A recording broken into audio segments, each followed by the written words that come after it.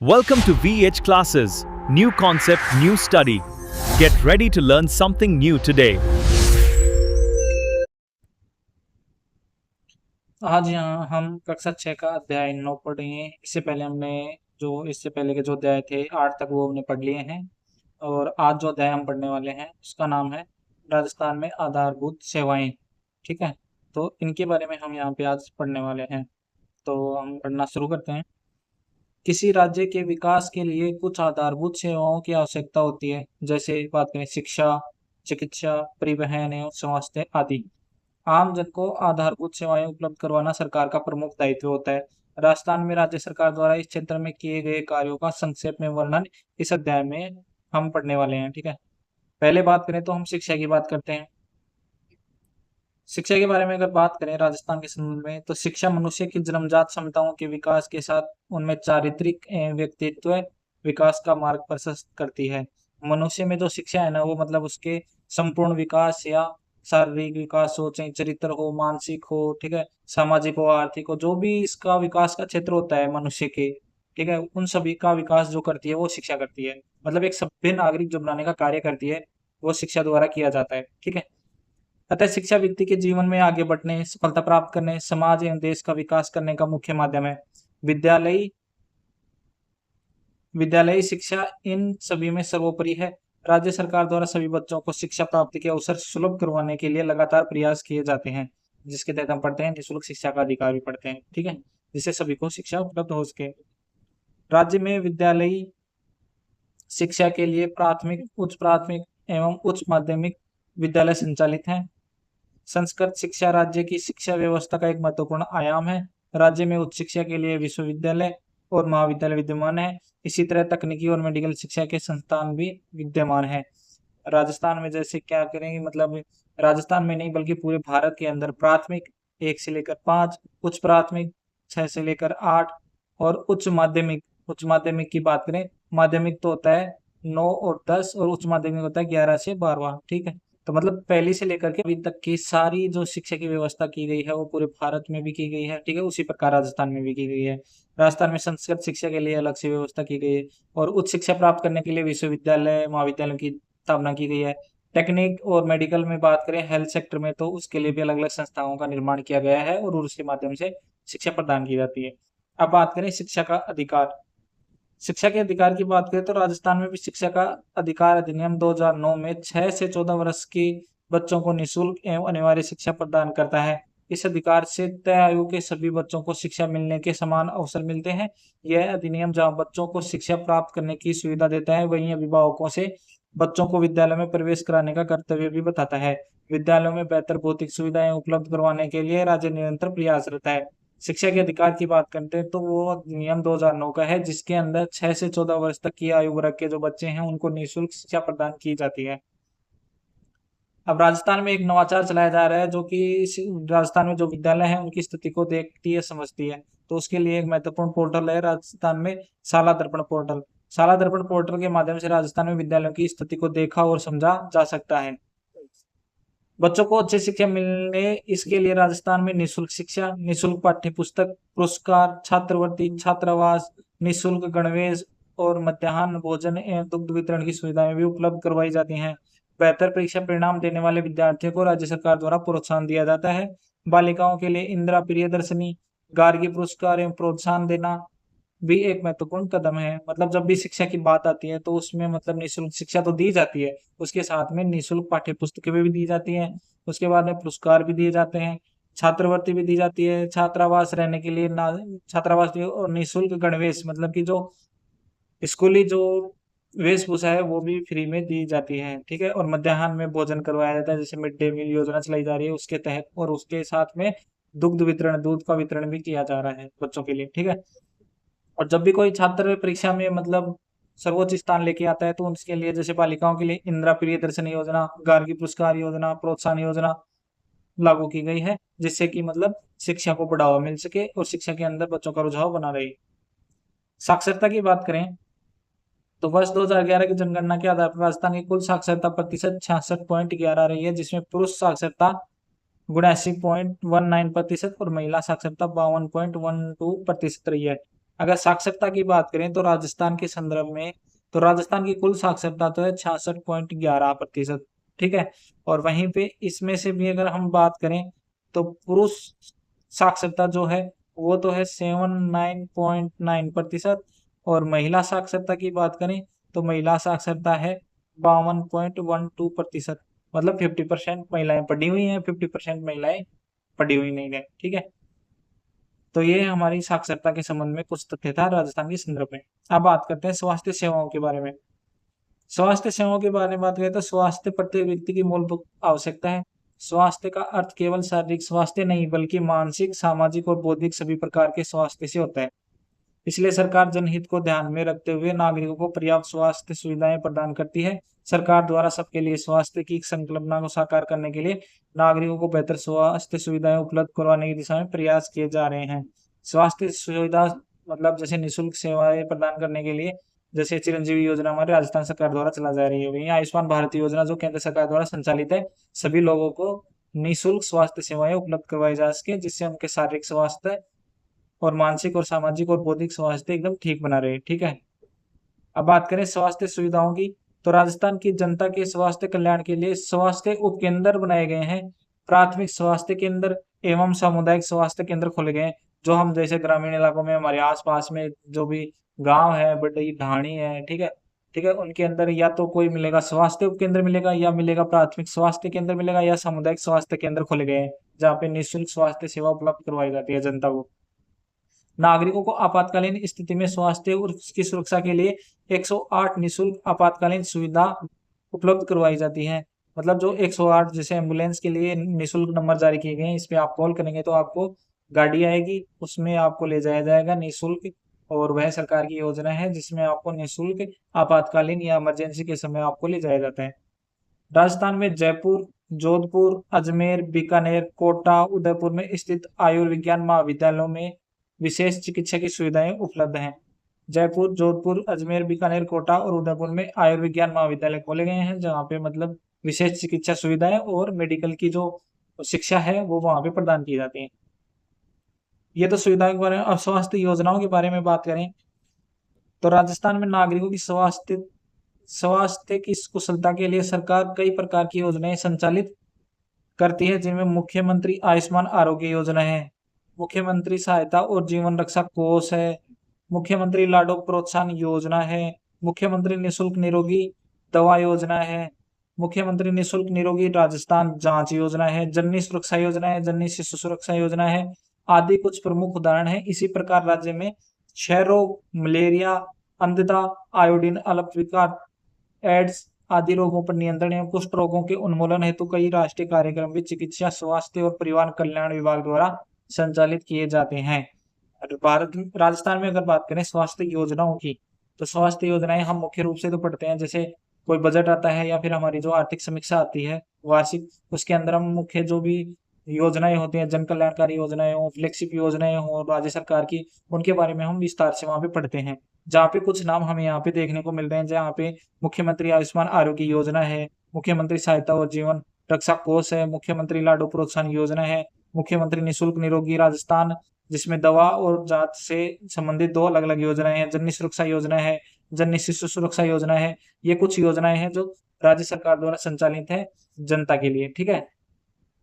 उसके बाद हम बात करें स्वास्थ्य विभाग के अंतर्गत औषधि नियंत्रण संगठन कार्य करता है, जो दवाइयों का विक्रय लाइसेंस एवं निर्माण लाइसेंस प्रदान करता है। इसके साथ ही यह प्रतिबंधित दवाइयों की सूची भी जारी करता है। राजस्थान में एक औषधि नियंत्रण संगठन है, उसका कार्य है जो भी दवाएं बनती हैं उनके लिए लाइसेंस जारी करना, मतलब जो संस्था दवाई बनाती है उनको लाइसेंस प्रदान करना, ठीक है। और जो दवाएं प्रतिबंधित हैं उन दवाओं की सूची बनाना और उन्हें प्रतिबंधित करना, ठीक है। राज्य सरकार स्वास्थ्य योजना में सरकारी कर्मचारियों, पेंशन भोगियों, विधायकों को शामिल किया गया है। राजस्थान सरकार स्वास्थ्य योजना RGHS Rajasthan government health scheme, तो इसके अंदर सरकारी जो कर्मचारी हैं, पेंशन भोगी हैं या विधायक हैं, उनको भी इसमें शामिल किया जाता है कि उनके लिए अलग से मतलब जैसे सरकारी जो कर्मचारी होते हैं उनके लिए एक फंड होता है जिसका कुछ अंश स्वास्थ्य सेवाओं के लिए मतलब सरकार को दिया जाता है, जिसके कारण उनको निःशुल्क सेवाएं प्रदान की जाती हैं। जो पेंशन लेते हैं, जैसे रिटायर्ड फौजी हैं, आर्मी से रिटायर्ड हों, जैसे कोई भी है, तो वो पेंशन भोगी होते हैं, तो उनको भी कुछ मतलब उनको भी निःशुल्क सहायता प्रदान की जाती है। और जो विधायक हैं उनको एमएलए फंड से भी कुछ स्वास्थ्य सुविधाएं उपलब्ध करवाई जाती हैं। ठीक है, उसके बाद हम बात करें, ये तो हेल्थ के बारे में हमने बात कर ली। उसके बाद में हम बात करें संचार एवं डाक सेवा के बारे में। तो राजस्थान में हम बात करें तो वर्तमान युग सूचना या तकनीक का युग है। ठीक है, अतः इस दिशा में राजस्थान में भी महत्वपूर्ण कदम उठाए जा रहे हैं। आप संचार को सूचना या संचार भेजने की प्रक्रिया से समझ सकते हैं। इसके माध्यम से दो या दो से अधिक व्यक्ति अपने संदेशों, विचारों का आदान प्रदान करते हैं, जिनकी मतलब महत्वपूर्ण जो स्रोत मानते हैं, जिनमें टेलीफोन है, टेलीविजन है, रेडियो है, टेलीग्राफ है, इसके प्रचलित साधन है। बढ़ते हुए सूचना और तकनीकी ज्ञान ने संचार के क्षेत्र में क्रांति ला दी है। वर्तमान में हम देखें तो हर किसी के पास में मोबाइल है, इंटरनेट का कनेक्शन है, जब भी चाहे जहाँ भी चाहे जहाँ पे जुड़ सकता है, वीडियो कॉल कर सकता है, कॉल कर सकता है, कहा जो भी जैसे भी राष्ट्रीय अंतर्राष्ट्रीय जो भी विश्व स्तर पर जो भी न्यूज है वर्तमान में उनको देख सकता है। ठीक है, और वहां तक अपनी पहुंच बढ़ा सकता है। ठीक है, ये सब जो संभव हो चुका है वो तकनीकी ज्ञान और संचार का जो क्षेत्र विस्तृत हुआ है उसके कारण हो गया है। राजस्थान में सूचना तकनीकी और संचार विभाग कार्यरत है, जो नवीन बदलावों के अनुरूप राज्य में तकनीकी विकास के लिए प्रयास करता है। यह राज्य में सूचना और संचार से संबंधित नीति के निर्माण और क्रियान्वयन का कार्य करता है तथा सूचना एवं तकनीक से संबंधित सुविधाओं, शर्तों और सीमाओं को तय करता है। ठीक है, यहाँ हम बात करें तो सूचना एवं तकनीकी संचार विभाग एक राजस्थान में बनाया गया, जिसका कार्य है जो सूचनाएं जो तकनीकी है उनको जो बदलाव आते हैं उनको लागू करना या फिर उन तक नागरिकों की पहुंच को बनाए रखना। उसके बाद हम बात करें डाक सेवा की, तो संचार एवं डाक सेवा के माध्यम से नागरिकों को संदेश और सामग्री को आदान प्रदान की सुविधा उपलब्ध करवाई जाती है। संदेशों, सूचनाओं और वित्तीय सामग्री को भौतिक तथा वस्तुगत रूप से आदान प्रदान करने तथा एक दूसरे तक पहुंचाने में डाक व्यवस्था का महत्वपूर्ण योगदान है। डाक एवं संचार विभाग भारत सरकार का एक महत्वपूर्ण विभाग है। राजस्थान में भी डाक और इससे संबंधित सुविधाएं पर्याप्त रूप में उपलब्ध हैं। डाक विभाग के माध्यम से सूचना प्रेषित करने के लिए पोस्ट कार्ड, अंतर्देशीय पत्र, लिफाफे तीन पारंपरिक साधन है। सामान्य डाक सेवा, रजिस्टर्ड पत्र और स्पीड पोस्ट के माध्यम से डाक को पहुंचाया जाता है। डाक विभाग के माध्यम से न केवल डाक भेजी जाती है बल्कि बचत खाते और मनी ऑर्डर की सुविधाएं भी उपलब्ध करवाई जाती हैं। इसका एक उदाहरण सुकन्या समृद्धि योजना है, जिसके अंतर्गत बेटी की पढ़ाई एवं शादी के लिए डाक विभाग के पास सुकन्या समृद्धि योजना का खाता खुलवाया जाता है। खाते में निश्चित समय के बाद राशि निकालने की सुविधा प्रदान की गई है। डाक सेवा की बात करें तो पुराने समय में जैसे चिट्ठी के द्वारा लिख करके, हाथ से लिख करके चिट्ठियां पहुंचाई जाती थी। वर्तमान में भी ये कार्य होते हैं, मतलब डाक के द्वारा हम जैसे पोस्ट कार्ड है या फिर अंतर्देशीय पत्र है या लिफाफे हैं, इनके माध्यम से आज भी संचार किया जाता है जो डाक सेवा के अंतर्गत आते हैं। ठीक है, और इन डाक सेवाओं को जैसे हम कोई चिट्ठी या कोई पत्र या कोई लिफाफा हम भेजते हैं तो या तो हम सामान्य रूप से भेजते हैं या फिर हम रजिस्टर पत्र से या स्पीड पोस्ट से भेजते हैं। स्पीड पोस्ट का मतलब है कि हमें जब कोई सूचना जल्दी या कोई पत्र या चिट्ठी हमें जल्दी पहुंचानी होती है तो इसको स्पीड पोस्ट के माध्यम से हम डाकघर में पहुंचाते हैं। ठीक है, और वहीं पे हम डाकघर में वर्तमान में बात करें तो सरकार द्वारा वहाँ पे जैसे बैंक खाते की सुविधा भी दी गई है, मनी ऑर्डर की सुविधा भी दी गई है, वहाँ पे बचत खाता खुलवा सकते हैं। जिसके तहत हमें एक बात करें तो सुकन्या जो समृद्धि योजना चलाई जा रही है उसके माध्यम से जो बेटी है उसकी पढ़ाई के लिए हम एक खाता खुलवा सकते हैं डाकघर के अंदर, और वहाँ पे हम अपनी मतलब जो भी बचत है उसको जमा करा सकते हैं और कुछ समय के बाद में उसकी राशि को हम निकाल सकते हैं और उसका हम उपयोग अपनी जैसे बेटी है, पुत्री है, उसकी पढ़ाई में हम लगा सकते हैं। तो ये डाक सेवा के संबंध में हमने पढ़ ली।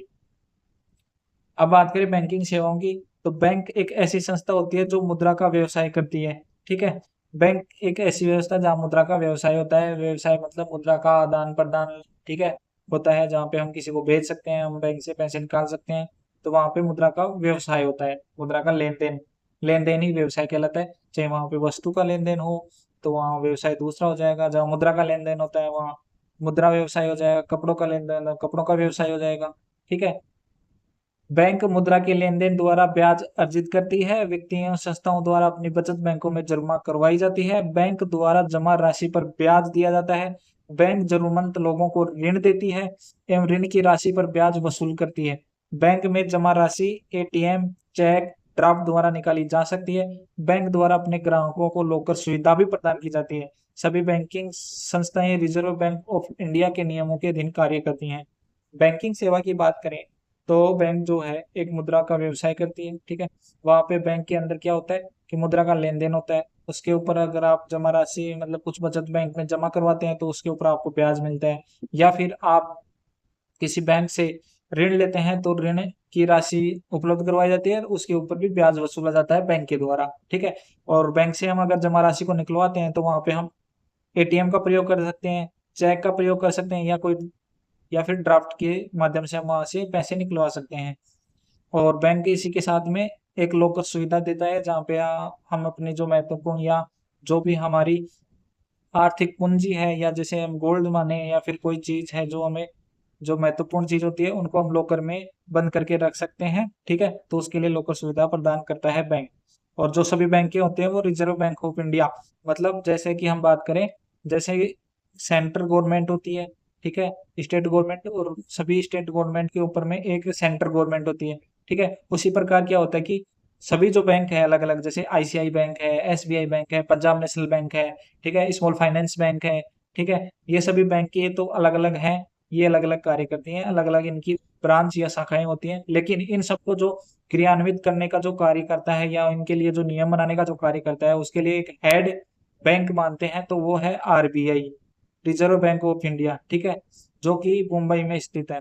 ये क्या है कि सभी बैंकों को क्रियान्वित और उनके लिए नियम बनाता है। और इसके जो क्षेत्रीय कार्यालय भी होते हैं, जैसे राजस्थान में जयपुर में है, ठीक है। तो यहाँ ऐसे क्षेत्रीय जो है इनके कार्यालय भी होते हैं जिसके माध्यम से ये सभी बैंकों को क्रियान्वित करते हैं, ठीक है। बात करें परिवहन सेवा की, तो राज्य में औद्योगिक विकास एवं व्यापार वृद्धि हेतु सुदृढ़ परिवहन व्यवस्था आवश्यक है। राजस्थान में सड़क, रेल, वायु तीनों प्रकार के परिवहन के साधन उपलब्ध है। राज्य में कोई बंदरगाह नहीं है। अगर राज्य में बंदरगाह नहीं है इसका मतलब क्या है? इसका मतलब ये है कि राज्य कोई तटीय सीमा नहीं बनाता, क्योंकि बंदरगाह जो होता है वो तट के ऊपर होता है, जहाँ पे भू भूमि और जल दोनों मिलकर जहाँ मिलते हैं वो स्थान कहलाता है तट। तटीय क्षेत्र पर बंदरगाह बनाए जाते हैं, और राजस्थान का ऐसा कोई क्षेत्र नहीं है जहां अगर राजस्थान की सीमा किसी समुद्र से लगती हो जहां पे बंदरगाह बनाए जा सके, ठीक है।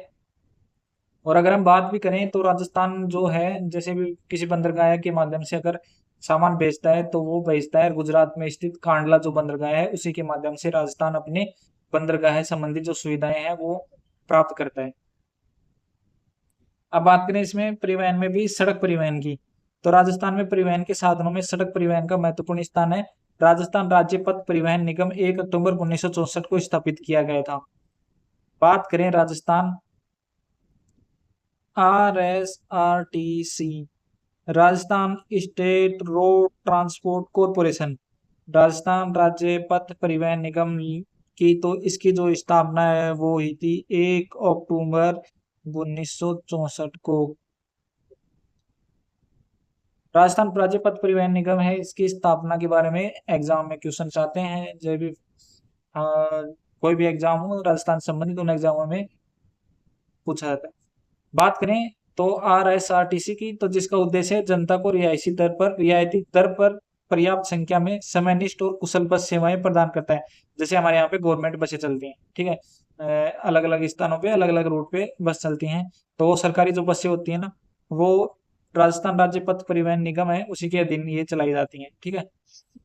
उसके बाद हम बात करें रेल परिवहन की, तो रेल परिवहन माल परिवहन और यात्री परिवहन दोनों की दृष्टि से महत्वपूर्ण साधन है, ठीक है। इसमें माल परिवहन भी किया जाता है और यात्री परिवहन भी किया जाता है। माल परिवहन के लिए हम देखते हैं तो मालगाड़ी चलती हैं, और यात्री परिवहन की बात करें तो जो पैसेंजर ट्रेन चलती हैं, यात्री गाड़ी पैसेंजर ट्रेन, तो वो वहाँ पे यात्रियों के लिए होती हैं। राजस्थान में रेलवे के 2 जोन है, उत्तर पश्चिमी रेलवे और पश्चिमी मध्य रेलवे, एवं 5 मंडल हैं, जयपुर, जोधपुर, अजमेर, बीकानेर एवं कोटा। भारत का सबसे बड़ा रेलवे मॉडल कक्ष उदयपुर के पश्चिमी रेलवे क्षेत्रीय प्रशिक्षण केंद्र में स्थित है। जयपुर शहर में शहरी परिवहन की गतिशीलता को बेहतर बनाने के लिए जयपुर मेट्रो का संचालन 3 जून 2015 से हुआ। राज्य की यह प्रथम मेट्रो सेवा है। रेल परिवहन, रेल परिवहन में तो एक तो सामान्य परिवहन, रेल परिवहन देखते हैं, उसी के अंदर हम देखते हैं मेट्रो परिवहन, ठीक है। रेल परिवहन में ये दो चीजें आती हैं। रेल परिवहन की बात करते हैं तो उनमें माल का परिवहन किया जाता है और यात्रियों का परिवहन, यात्री भी अपने एक स्थान से दूसरे स्थान पर जाने के लिए इसका यूज करते हैं। वहीं पे हम राजस्थान में बात करें तो राजस्थान में रेलवे के जो जोन है वो दो हैं, दो जोन है, मतलब जो राजस्थान है पूरा, वहां पे जो राजस्थान का जो क्षेत्र है वो दो जोन के अंदर आता है। उसमें से एक तो है उत्तर पश्चिमी रेलवे, ठीक है, और दूसरा है पश्चिमी मध्य रेलवे। ये दो जोन है, एक तो है उत्तर पश्चिम रेलवे और दूसरा है पश्चिम मध्य रेलवे, जिन्हें हम देखते हैं जैसे रेलगाड़ी पे जाते हैं तो नॉर्थ वेस्ट रेलवे, NWR देखते हैं, और एक देखते हैं वेस्ट एम आर, पश्चिम मध्य रेलवे, ठीक है। ये दो जोन है। और इन्हीं के बाद में हम बात करते हैं तो हमारे राज्य में 5 मंडल हैं, जिनमें से हम बात करें जयपुर है, जोधपुर है, अजमेर है, बीकानेर है और कोटा है, ठीक है। ये 5 मंडल हैं। हम बात करें तो ये 4 जो मंडल हैं, जयपुर, जोधपुर, अजमेर और बीकानेर, ये 4 मंडल तो आते हैं उत्तर पश्चिमी रेलवे में, ठीक है, NWR, ठीक है। और ये जो कोटा जो मंडल है ना, ये आता है पश्चिमी मध्य रेलवे जोन के अंदर, ठीक है। जैसे हम अगर बात करें तो हमारे राज्य में 41 जिले हैं, ठीक है, अलग अलग स्टेट है, मतलब स्टेट के अंदर अलग अलग डिस्ट्रिक्ट है अलग अलग, ठीक है, 41 डिस्ट्रिक्ट है। 41 जो डिस्ट्रिक्ट है उनको अलग अलग संभागों के अंदर सम्मिलित किया गया है, ठीक है। उसी प्रकार पूरे भारत के अंदर रेलवे जोन बनाए गए हैं, ठीक है। अलग अलग रेलवे जोन है, जैसे उत्तरी रेलवे जोन है, दक्षिणी है, पूर्वी है, मध्य है, पश्चिमी है और उत्तर पश्चिमी है, ठीक है, पश्चिमी मध्य है, ठीक है। ऐसे अलग अलग जोन बनाए गए हैं, ठीक है। उसमें से हमारे राजस्थान में 2 जोन है, जिनमें हम पढ़ते हैं उत्तर पश्चिमी रेलवे जोन और पश्चिमी मध्य रेलवे जोन। उसी में हम बात करें तो 5 मंडल है, ठीक है, उनके अंदर अलग अलग मंडल बनाए गए हैं। और 5 मंडल जिनमें हम जयपुर, जोधपुर, अजमेर और बीकानेर में पढ़ते हैं, ये 4 जो मंडल है वो तो आते हैं उत्तर पश्चिमी रेलवे NWR में, और वो कोटा मंडल होता है वो आता है पश्चिमी मध्य रेलवे WMR, ठीक है। तो ये हमारी बात होगी रेलवे परिवहन की राजस्थान के संबंध में। उसके बाद हम देखें वायु परिवहन के बारे में। तो वायु जो परिवहन है राज्य में जयपुर, जोधपुर, उदयपुर, कोटा, किशनगढ़ वायु सेवा से जुड़े हैं। जयपुर का सांगानेर हवाई अड्डा राज्य का एकमात्र अंतर्राष्ट्रीय हवाई अड्डा है। राज्य में बीकानेर, जैसलमेर, सूरतगढ़, बाड़मेर, फलोदी, रातानाडा हवाई अड्डे भारतीय वायुसेना के अधीन हैं। बात करें हम तो हमारे जो राजस्थान में वायु परिवहन के बारे में बात करें तो वो सुविधाएं जयपुर, जोधपुर, उदयपुर, कोटा और किशनगढ़ में वायु सेवाओं से जुड़े हैं। और जयपुर का जो सांगानेर हवाई अड्डा है एकमात्र अंतर्राष्ट्रीय हवाई अड्डा है हमारे राजस्थान का। दूसरा जो अंतर्राष्ट्रीय हवाई अड्डा जो बनने जा रहा है वो बनेगा जोधपुर, उदयपुर के अंदर, ठीक है। उसके बाद में हम बात करें तो राज्य में हम बात करें बीकानेर, जैसलमेर, सूरतगढ़ जो कि गंगानगर में है, बाड़मेर, फलोदी अलग जिला बना दिया गया है, और रातानाडा हवाई अड्डा जोधपुर में बना हुआ है, ठीक है। तो ये सभी जो हवाई सेवाएं हैं ये हमारी वायुसेना से संबंधित है। वायुसेना के हम बारे में, क्योंकि जो कि हमारा राजस्थान का जो पश्चिमी जो सीमा है, पश्चिमी जो सीमा है वो हमारे गंगानगर, बीकानेर, फलोदी, जैसलमेर और बाड़मेर से लगती है। वहां पे वायुसेना के लिए अलग अलग हवाई अड्डे बनाए गए हैं, क्योंकि वहां पे फाइटर जेट उतरते हैं, हेलीकॉप्टर भी उड़ते हैं, ठीक है। तो वहां पे उन सभी सुविधाओं के लिए वहां पे हवाई अड्डे बनाए गए हैं, बीकानेर, जैसलमेर, सूरतगढ़ गंगानगर में, बाड़मेर में, फलोदी में और रातानाडा जोधपुर के अंदर। ये तो हैं हमारे वायुसेना के लिए बनाए गए हैं, ठीक है। उसके बाद में यहाँ पे एक तथ्यमक जानकारी दी गई है कि राजस्थान में पहली जो रेलगाड़ी चली थी वो जयपुर रियासत के अंदर चली थी, ठीक है। जयपुर रियासत में भी चली आगरा फोर्ट से बांदीकुई तक, और जो चली अप्रैल 1874 में, ये अप्रैल 1874 में।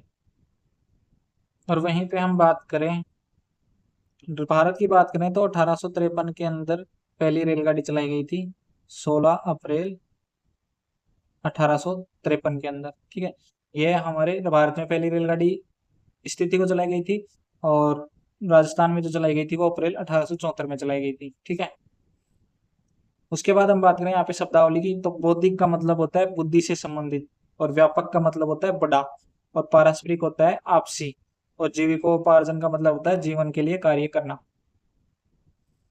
अभ्यास प्रश्नों की बात करते हैं तो 2011 की जनगणना के आधार पर राजस्थान की कुल साक्षरता प्रतिशत कितना है? तो राजस्थान का साक्षरता प्रतिशत है 66.11, और 79.19 ये है पुरुष साक्षरता, और 52.12 ये है महिला साक्षरता।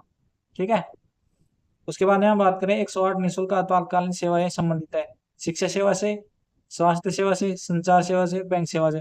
तो 108 जो निःशुल्क आपातकालीन इमरजेंसी जो सेवा है वो स्वास्थ्य सेवा से संबंधित है, हमने अभी पढ़ा था। रिक्त स्थानों की पूर्ति करें तो राजस्थान की पहली जो रेलगाड़ी थी वर्ष में चली, कब चली थी? तो वो चली थी अप्रैल 1874 में, और वहीं पे हम भारत की बात करें तो 1853 में चली थी, 16 अप्रैल 1853 को। बैंक ऐसी संस्था है जो का व्यवसाय करती है, हमने पढ़ा था। तो बैंक जो होती है वो क्या किसका व्यवसाय करती है? मुद्रा का व्यवसाय करती है। ठीक है, बात करें राजस्थान में आयुर्विज्ञान महाविद्यालय किन जिलों में नाम लिखिए, हमने पढ़ा था। ठीक है, इन जिलों के नाम आपको कमेंट बॉक्स में देने हैं। स्वास्थ्य से आप क्या समझते हैं, स्वास्थ्य क्या है? ठीक है, तो ये आपको परिभाषिक रूप में आपको उत्तर देना है कमेंट के अंदर। बैंक से आप क्या समझते हैं? ठीक है, इसका उत्तर आपको देना है। संचार से आप क्या समझते हैं, संचार के कौन से प्रमुख साधन होते हैं, इसका भी जवाब आपको देना है। अब बात करें, यदि आपको आधारभूत सेवाएं प्राप्त नहीं हो तो आपके दैनिक जीवन पर इसका क्या प्रभाव पड़ेगा? हम हमारे दैनिक जीवन में हम मतलब कभी ठीक रहते हैं, कभी बीमार होते हैं। ठीक है, हम जैसे बीमार होने के बाद में हम डॉक्टर के पास जाते हैं, अपने स्वास्थ्य को चेकअप करवाते हैं। ठीक है, और अगर ज़्यादा ही बीमार होते हैं तो हम जांच करवाते हैं। ठीक है, और जांच के लिए हमने अभी पढ़ी थी, दवा के लिए हमने पढ़ी थी जो मुख्यमंत्री निःशुल्क दवा योजना और निःशुल्क जांच योजना जो चलाई जा रही है राजस्थान सरकार द्वारा। ठीक है, अगर ये सेवाएं नहीं होती तो क्या होता? एक तो हमारे ऊपर आर्थिक जो भार था वो बढ़ जाता। अगर आर्थिक भार जो बढ़ जाता, अगर हम उसमें सक्सेस नहीं होते, हमारे पास में इतना पैसा नहीं होता कि हमारे स्वास्थ्य अगर अधिक खराब हो जाए और हम इलाज ना करा पाए, तो हमारा स्वास्थ्य है वो कमजोर हो जाता। ठीक है, हम अपने दैनिक जो जीवन में कार्य करते थे वो हम नहीं कर पाएंगे अगर अधिक बीमार हो गए, हमारे अंदर कोई लाइलाज बीमारी हो जाती। ठीक है, हम समय पर चेकअप नहीं करवाते, तो जिसके कारण हमारी बीमारी का जो दायरा है वो बढ़ जाता, हमारा शरीर जो है उस रोग के प्रति हमारी जो प्रतिरक्षा तंत्र है वो भी कमजोर हो जाता, जिसके कारण हम हमारे दैनिक जीवन में ना ठीक से जी पाते। ठीक है, ना रह पाते, ना ही कोई कार्य ठीक से नहीं कर पाते। और आधारभूत सेवाएं प्राप्त करवाना हमारे राज्य सरकार द्वारा निःशुल्क जो योजनाएं चलाई जा रही हैं उसके द्वारा प्रदान की जाती हैं आधारभूत सेवाएं।